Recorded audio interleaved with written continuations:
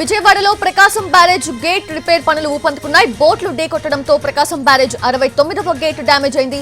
దీంతో ధ్వంసమైన counter weight స్థానంలో వేరే కౌంటర్ వెయిట్ ఏర్పాటు చేయనున్నారు అధికారులు. ఇక విరిగిన కౌంటర్ వెయిట్ బండిని తప్పించేందుకు క్రేన్ సిద్ధం చేశారు.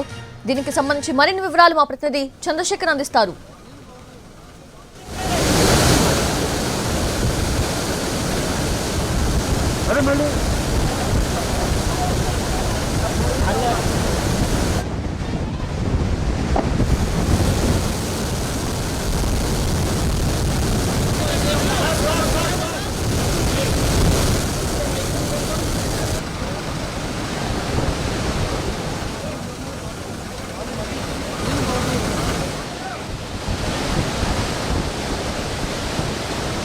ఎంఆర్ గారు వచ్చారు.